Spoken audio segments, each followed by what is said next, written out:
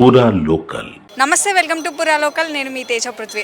ప్రస్తుతం మనం Jubilee హిల్స్లోని TTD ఆలయం దగ్గరికి అయితే వచ్చేసాం. ఇక్కడ వార్షిక బ్రహ్మోత్సవాలు అనేటివి జరుగుతూ ఉన్నాయన్నమాట. సో ఇది ఎగ్జాక్ట్లీ మనకి ఫిబ్రవరి 25న స్టార్ట్ అయ్యి మార్చి 7వ తారీఖు దాకా ఈ ఉత్సవాలు అనేటివి జరుగుతూ ఉంటాయి. సో ఏ రోజున ఏమేమి రథం మీద దేవుణ్ణి ఊరేగిస్తారు ఏంటి అవి మనం ఇప్పుడు తెలుసుకుందాం.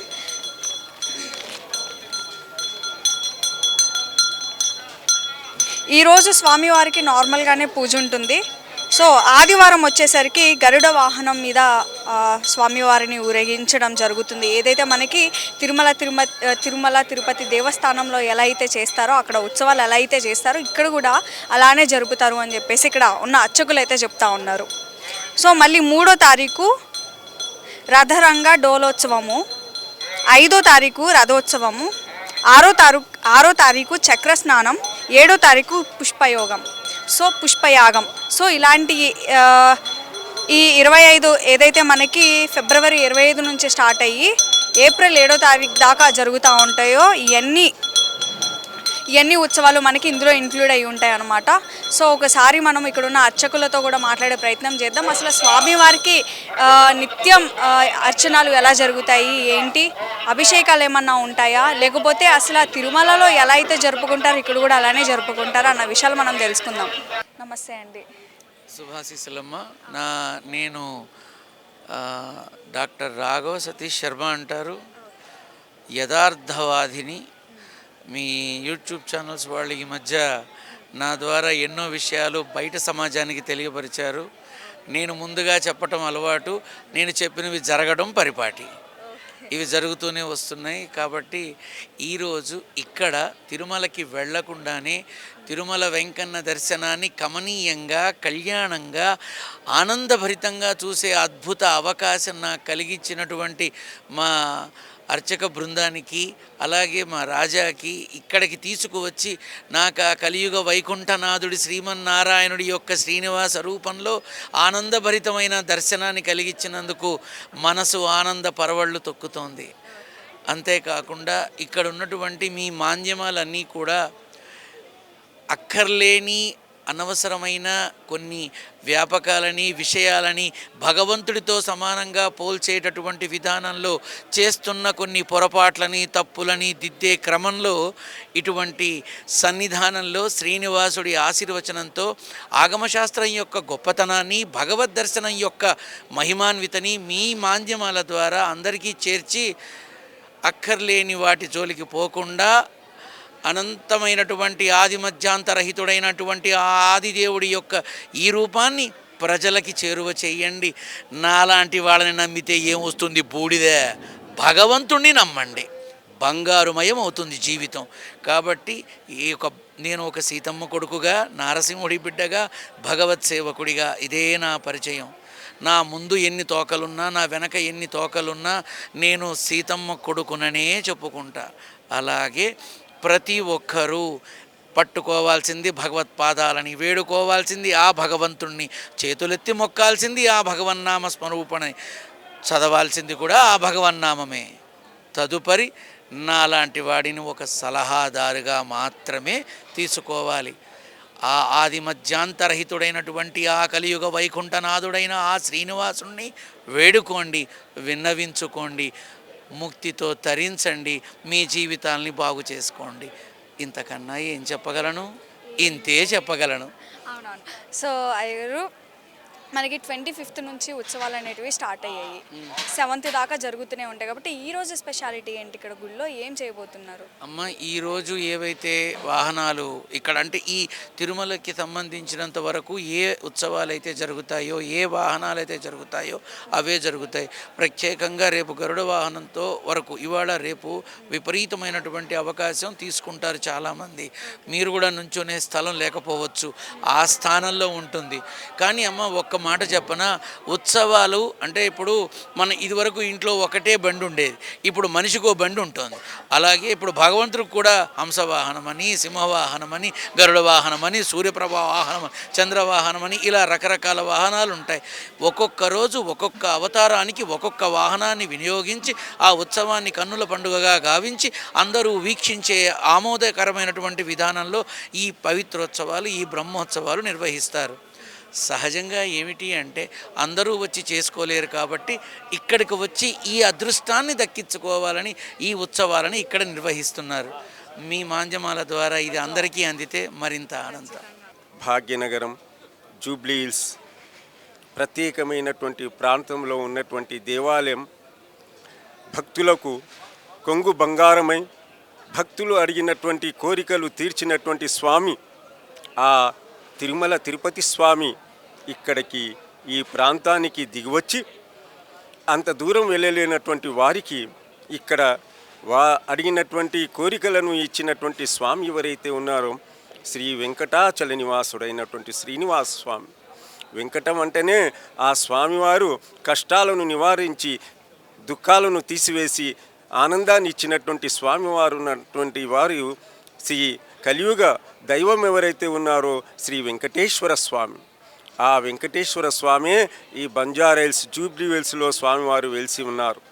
కావున భక్తులకు తిరుమల తిరుపతిలో ఏ విధంగా అయితే ఏ ప్రకారంగా అయితే నిత్య కైంకర్యాలతో ఉత్సవాలు జరుగుతుంటాయో, నిత్య ఉత్సవాలు, వార ఉత్సవాలు, మాస ఉత్సవాలు, త్రైమాస ఉత్సవాలు, మరి సంవత్సరాది బ్రహ్మోత్సవాలు జరుగుతుంటాయో ఆ ప్రకారంగానే ఈ యొక్క జూబ్లీ హిల్స్లో ఉన్నటువంటి ఈ దేవాలయంలో ఈ ప్రకారంగానే నిత్యము ఉత్సవాలు జరుగుతూనే ఉన్నాయి. అనగా ఉదయం సుప్రభాత సేవ నుంచి సాయం శయన సేవ వరకు ముచ్చటగా ఉన్నటువంటి దేవాలయం ఏదైతే ఉందో అది జూబ్లీ హిల్స్లో ఉన్నటువంటి శ్రీ వెంకటేశ్వర స్వామి వారి యొక్క దేవాలయం. ఈ పవిత్రమైనటువంటి ప్రాంగణం ఎంతోమంది ఇక్కడ కళాకారులు ఉన్నటువంటి హీరోలు కానివ్వండి, నాయకులు కానివ్వండి ఉన్నటువంటి ప్రాంతం ఏదైతే ఉందో ఇదే జూబ్లీ హిల్స్, ఫిలిం నగర్ అంటాం. కావున ఇక్కడ ఉన్నటువంటి దేవాలయాలు ఏవైతే ఉన్నాయో చాలా గొప్పవైనటువంటి దేవాలయం. పెద్దమ్మ దేవాలయం కానివ్వండి, ఇక్కడ శ్రీ వెంకటేశ్వర స్వామి వారి యొక్క దేవాలయం కానివ్వండి, కోట్లాది వ్యక్తులే కాదు లక్షలాది వ్యక్తులు ఇక్కడ వచ్చేసి స్వామివారి యొక్క దర్శనం చేసుకొని స్వామివారికి కృపకు పాత్రులు అవుతున్నారు. అంతేకాదండి, ఇప్పుడు జరుగుతున్నటువంటి బ్రహ్మోత్సవాలు, ప్రారంభించినటువంటి బ్రహ్మోత్సవాలు ఏవైతే ఉన్నాయో సాక్షాత్తు తిరుమలలో ఏ విధంగా జరుగుతుంటాయో ఆ ప్రకారంగానే పుష్యమాసం చతుర్దశి నుండి రేపు 7వ తేదీ వరకు అనగా తిరుమల తిరుపతిలో ఏ విధంగా అయితే బ్రహ్మోత్సవాలు జరుగుతుంటాయో ఆ ప్రకారంగానే ఇక్కడ గరుడ అలవాళ్ళు కానివ్వండి, ఆదిశేషుని యొక్క వాహనం పైన కానివ్వండి, లేక దివ్యమైనటువంటి భవ్యమైనటువంటి రథోత్సవం కానివ్వండి, ఎలాగైతే తిరుపతిలో అనగా తిరుమలలో ఏ విధంగా జరుగుతుంటాయో ఆ ప్రకారంగా ఆ విధంగానే ఇక్కడ జరుగుతుందంటే మన భాగ్యనగరం వాసుల యొక్క భాగ్యం పండింది. ఈ భాగ్యనగరంలో ఉన్నటువంటి ప్రతి సనాతన ధర్మంలో ఉన్నటువంటి ప్రతి వ్యక్తి యొక్క సౌభాగ్యం, అదృష్టవంతులు. కావున మనమందరం కూడా ఆ స్వామివారిని అనగా తిరుమల తిరుపతికి వెళ్ళలేనటువంటి వాళ్ళం ఇక్కడ విచ్చేసి స్వామివారిని ఎప్పుడైతే దర్శనం చేసుకుంటారో అలాంటి వారికి తప్పకుండా అడగంగానే కోరికలు తీర్చినటువంటి వారు ఎవరైతే ఉన్నారో శ్రీ వెంకటేశ్వర స్వామి. ఆ స్వామివారు ఇప్పుడే ఆ స్వామివారికి నిజాభిషేకం జరిగింది. శ్రీదేవి భూదేవితో శ్రీనివాస స్వామి మధ్యలో ఉండి సాక్షాత్తు వైకుంఠంలో ఏ విధంగా జరుగుతుంటాయో ఉత్సవాలన్నీ కూడా ఆ ప్రకారంగానే ఇక్కడ ఆ ఉత్సవం ఇప్పుడే జరిగింది. ఆ స్వామివారికి శ్రీదేవి భూదేవితో ఉన్నటువంటి ఆ స్వామివారు ఇక్కడ అభిషేక ఉత్సవాలు జరిగాయి. సాయంత్రం మరి ఈ సాంస్కృతిక కార్యక్రమాలతో అన్నమయ్య కీర్తనలతో మరి మృదంగ వాద్యాలతో జరిగినటువంటి ఉత్సవాలు చూడముచ్చటగా ఉన్నాయి. కావున భక్త మహాశివులారా ఇక్కడ విచ్చేసి స్వామివారిని దర్శనం చేసుకొని మన మనస్సులో ఉన్నటువంటి కోరికలు తీర్చుకుందామంటూ భక్తులతో ప్రార్థన చేస్తూ నమో వెంకటేశాయ, నమో శ్రీనివాసాయ, నమో నమః. గోవింద గోవింద. గోవింద గోవింద. తాతగారు చెప్పండి, 25వ తారీఖు ఫిబ్రవరి 25 నుంచి స్టార్ట్ చేసుకొని ఇది మార్చి 7వ తారీఖు దాకా ఈ ఉత్సవాలు అనేటివి జరుగుతూ ఉంటాయి కాబట్టి అప్పటి నుంచి ఎలా జరిగాయి, ఇప్పటి నుంచి ఎలా జరగబోతున్నాయి? ఈ బ్రహ్మోత్సవాలు చాలా బ్రహ్మాండంగా, సాక్షాత్తు బ్రహ్మోత్సవాలను ప్రారంభించాడు. తిరుమలనే కాదు, యావత్ విశ్వంలో ఉన్నటువంటి ఏవైతే శ్రీ వైష్ణవ దేవాలయాలు ఏవైతే ఉన్నాయో ఆ దేవాలయాల్లో అన్ని చోట కూడా ఈ బ్రహ్మోత్సవాలు జరుగుతుంటాయి.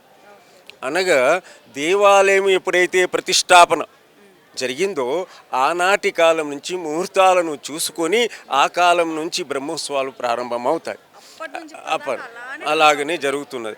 అయితే మనకు ఇక్కడ సోమవారం అనగా మంగళవారం, ఆ మంగళవారం 25వ తేదీ నుండి ఈ బంజారా హిల్స్లో పవిత్రమైనటువంటి ప్రాంగణంలో బ్రహ్మోత్సవాలు ప్రారంభమైనవి. మహాశివరాత్రి అంటే శివుడే విష్ణువు, విష్ణువే శివుడు, శివాయ విష్ణు రూపాయ శివాయ నమో నమః అంటారు. అంటే మహాశివరాత్రి నాడు శ్రీ స్వామివారి యొక్క బ్రహ్మోత్సవాలు దివ్యంగా ఆనాడు ధ్వజస్తంభం యొక్క ప్రారంభోత్సవం జరిగింది. ఆనాడు విశేషమైనటువంటి కార్యక్రమాలు జరిగాయి. ఇంకోటి ప్రత్యేకత ఏంటిదంటే స్వామివారికి ధ్వజారోహణప్పుడు ఏం చేస్తారంటే ఆ రోజు స్వామివారికి నైవేద్యం ఇచ్చినటువంటి అయితే మహాప్రసాదం ఏదైతే ఉంటుందో ఆ మహాప్రసాదాన్ని స్వామివారి గరుడాల వారికి ప్రసాదంగా నైవేద్యం పెడతారు. ఆ నైవేద్యం ఎవరైతే తీసుకుంటారో అలాంటి వారికి సంతానం లేనటువంటి వారికి సంతానం అవుతుంది. ఇది యాదాద్రిలో కానివ్వండి, యాదాద్రిలో కూడా ఇయ్యాలటి నుంచి అనగా ఈరోజు 1 మార్చి నుంచి రేపు 11 మార్చి వరకు బ్రహ్మోత్సవాలు ప్రారంభమైనాయి. రేపు అక్కడ ఆ శ్రీ లక్ష్మీ నరసింహస్వామి వారి యొక్క ధ్వజారోహణం జరుగుతుంది. ఆ గరుడాల వారికి ఏదైతే ప్రసాదం ఉంటుందో ఆ ప్రసాదానికి లక్షలాది మంది అంటే వేలాది మంది స్వామివారికి ప్రసాదం గురించి పాటుపడుతుంటారు. అలాగనే తిరుమలలో కూడా అలాగే ఇక్కడ కూడా జరిగింది. అనగా చెప్పే విషయం ఏంటిదంటే ఈనాటి నుంచి బ్రహ్మోత్సవం చాలా బ్రహ్మాండంగా జరుగుతుంది. రథోత్సవానికి వేలాది మంది భక్తులు వస్తారు. అలాగనే పెద్ద గరుడ వాహన సేవ, అలాగనే ఆదిశేషుని యొక్క సేవ అంటే తిరుపతిలో ఎలాగైతే జరుగుతుందో ఆ విధంగానే అక్కడ తిరుమలకు మనం బ్రహ్మోత్సవాలకు వెళ్ళలేం. లక్షలాది మంది వస్తుంటారు, అక్కడ కోట్లాది మంది వస్తుంటారు. కావున ఈ బ్రహ్మోత్సవాలకు మనమందరం ఈ స్వామివారి యొక్క సాన్నిధ్యంలో వచ్చేసి ఈ బ్రహ్మోత్సవాలు పాల్గొని రథోత్సవంలో కానివ్వండి, గరుడ ఆళ్వారి యొక్క సేవలో కానివ్వండి, ఆదిశేషుని వరాహస్వామి యొక్క సేవలో కానివ్వండి మనమందరం కూడా పాల్గొని ఆ స్వామివారి యొక్క కృపకు పాత్రులు అవుతానని గోవింద గోవింద. ఇంకొకటి ఏంటంటే రోజుకొక వాహనం మీద స్వామివారిని ఊరేగిస్తారంట. మరి ఈ రోజు ఏ వాహనం మీద ఊరేగించారు? ఈరోజు సాయంత్రము అన్నమయ్య కీర్తనావళి అనగా అన్నమయాచార్యుల వారి యొక్క భక్తుల్లో ఉన్నటువంటి ప్రథమ భక్తులైనటువంటి స్వామివారి యొక్క ప్రథమ భక్తులు వాగ్గేయకారులు అన్నమాచార్యుల వారి యొక్క కీర్తన ఉత్సవం సాయంత్రం జరుగుతుంది. అలాగనే రేపు 2వ తేదీ అనగా ఆదివారం పెద్ద గరుడ అలవార్ల యొక్క సేవా కార్యక్రమం జరుగుతుంది. దీంట్లో చాలా గొప్పదైనటువంటి ఉత్సవం ఇది. ఎలాగైతే స్వామివారి దర్శించుకోవడం అంటే చాలా అదృష్టం, చాలా భాగ్యం, చాలా గొప్పదైనటువంటి అంశం. తిరుమలలో గరుడాళ్వార్ల యొక్క సేవ గురించి వేలాది మంది లక్షలాది మంది స్వామివారి యొక్క దర్శనం గురించి వస్తుంటారు. దీంట్లో ప్రత్యేకత ఏంటిదంటే మూల విరాట్టుకు సమర్పించినటువంటి స్వామివారి యొక్క మెడలో ఉన్నటువంటి వజ్రాలతో కూడినటువంటి హారం ఏదైతే ఉంటుందో ఆ హారాన్ని స్వామివారి యొక్క వాహన సేవకు ఆ స్వామివారి యొక్క ఆ హారాన్ని ఉపయోగిస్తారు. కావున అది ఆ ఒక్కరోజు అనగా చెప్పే తాత్పర్యం ఏంటి అంటే ఇక్కడ కూడా రేపు ఆదివారం 2వ తేదీ గరుడాళ్వారి యొక్క వాహనంతో మనం అందరం కూడా దర్శనం చేసుకుంటామంటూ మనం అందరం భాగ్యవంతులు పండుకోవాలంటూ భాగ్యం పొందాలంటూ జయ నమో వెంకటేశ. సో చూసారు కదా, ఫిబ్రవరి 25వ తారీఖు నుంచి మార్చి 7వ తారీఖు దాకా ఈ ఉత్సవాలు అనేటివి జరుగుతూ ఉంటాయి. సో ఏ రోజు ఏ ప్రోగ్రామ్స్ జరుగుతాయి ఇప్పుడు నేను మీకు చెప్తాను. మార్చ్ 2వ తారీఖు గరుడ వాహనం మీద స్వామివారిని ఊరేగిస్తారు. అలానే 3వ తారీఖు మార్చి 3 రథరంగ డోలోత్సవం, అంటే గుడి చుట్టూరు డోలతో కొట్టుకుంటూ అండ్ ఆ సౌండ్స్కి ఇంకా చాలా మంచిగా ఉంటుంది. ఐ థింక్ సో, నాకు తెలిసి ఇక్కడ వచ్చిన భక్తులందరికీ ఆ స్వామివారిని అలా ఊరేగిస్తూ ఉంటే. అండ్ 5వ తారీఖు చూసుకుంటే కనుక రథోత్సవం జరుగుతుంది. అండ్ 6వ తారీఖు వచ్చేసరికి చక్ర స్నానం జరుగుతుంది స్వామివారికి. అండ్ 7వ తారీఖు వచ్చేసరికి పుష్పయాగం అన్నమాట. సో ఇలాగా మొత్తం మనకి మార్చి 7వ తారీఖు దాకా డిఫరెంట్ టైప్స్ ఆఫ్ ప్రోగ్రామ్స్ అనేవి ఇక్కడ జరుగుతూ ఉంటాయి. ఎంతోమంది భక్తులతో గుడైతే ఆలయం మొత్తం చాలా కలకల్లాడుతూ కనిపిస్తూ ఉందన్నమాట. ఇలా ఫిబ్రవరి 25 నుంచి స్టార్ట్ చేసుకొని మనకి మార్చి 7 దాకా జరిగే ఈ ఉత్సవాలన్నిటివి చాలా గ్రాండ్గా జరగబోతున్నాయని మనమైతే చెప్పుకోవచ్చు. ఎందుకంటే మనకి తిరుపతి దేవస్థానంలో సేమ్ ఎలా అయితే ఉత్సవాలు జరుగుతాయో అలానే ఇక్కడ కూడా స్వామివారికి పూజలు జరుగుతాయని చెప్పేసి అర్చకులు చెప్పడం జరుగుతుంది. అండ్ అదే కాదు, సేమ్ మనకి ఇక్కడ లడ్డు ప్రసాదం అయితే అసలు ఇక్కడ ప్రిపేర్ చేయరు. అది కూడా మనకి తిరుపతి నుంచే డైరెక్ట్గా తిరుమల నుంచే ఇక్కడికి వస్తుందని చెప్పేసి చెప్తున్నారు. ఇక్కడ హ్యాపీగా కూడా ప్రసాదం తీసుకోవచ్చు. సో ఈ బ్రహ్మోత్సవాల్లో మీరు కనుక పాల్గొనాలి అనుకుంటే జూబ్లీ హిల్స్లోని టీటీడీ ఆలయం దగ్గరికి రావచ్చు. మీరు కూడా హ్యాపీగా బ్రహ్మోత్సవాల్లో పాల్గొనవచ్చు.